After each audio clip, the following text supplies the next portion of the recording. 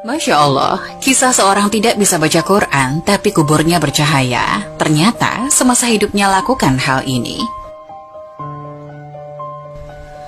Sebuah kisah diceritakan bahwa seorang lelaki melalui sebuah kawasan perkuburan di suatu malam yang kelam dan sunyi. Tiba-tiba, dia terpandang suatu cahaya yang terang benderang muncul dari sebuah kubur dan terus menjulang ke langit. Tertegun dan kaku melihat kejadian itu, dia terfikir kemungkinan kubur ini adalah kubur seseorang yang sangat istimewa. Mungkin ia seorang wali Allah, atau ulama, atau orang soleh yang istimewa kedudukannya di sisi Allah.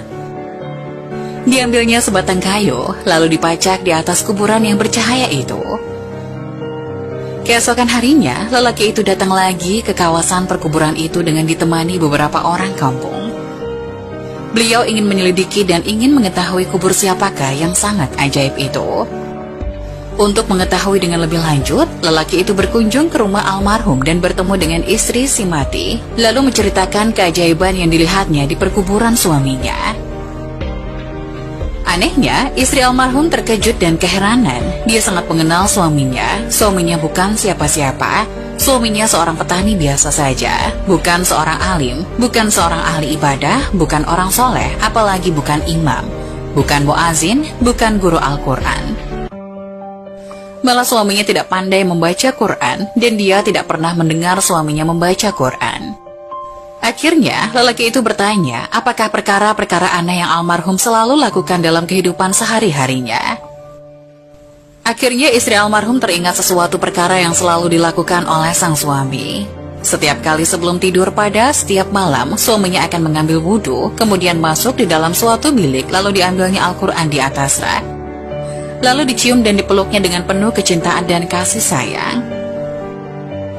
Dia akan duduk dan membuka Al-Quran itu sehelai demi sehelai seperti sedang membaca, sedangkan ia seorang yang buta Al-Quran. Dia akan meraba-raba ayat Al-Quran itu dengan tangannya, seolah-olah sedang menyentuhnya dan membelai sesuatu yang sangat dikasihi. Tambah istri almarhum lagi, dia pernah mendengar rintihan dan esakan tangis suaminya yang sangat sedih mendayu-dayu dengan penuh penyesalan. Tuhanku, ampunkanlah aku karena aku tidak mampu membaca kalimat-kalimatmu ini. Janganlah engkau hukum aku di atas kebodohanku ini, ya Allah. Maafkan kesalahanku, aku tidak mampu membaca kalimat-kalimatmu. Aku tidak dapat bersahabat denganmu, aku tidak dapat memahamimu, tapi aku sangat mengasihimu, aku sangat mencintaimu. Wahai kalamullah, janganlah engkau mendakwa aku, jangan engkau menuduh aku di hadapan Allah di akhirat nanti. Lelaki itu meminta untuk melihat Al-Quran kesayangan suaminya itu. Benar dan sangat mengharukan apabila dia melihat naskah yang mulia itu kelihatan lusuh. Helaian-helaian kelihatan selalu dibuka berkali-kali dan ada bekas-bekas air mata di kertasnya. Tanda seseorang sering menangis berjurai air matanya tatkala membuka lembaran yang maha suci ini. Pastinya lelaki ini sangat mulia pribadinya, hatinya telah bersatu dengan ruh Al-Quran. Dia sangat mengasihi kalimah-kalimah Allah itu dengan sesungguhnya. Berarti ia mengasihi Allah dengan seluruh jiwa dan raganya.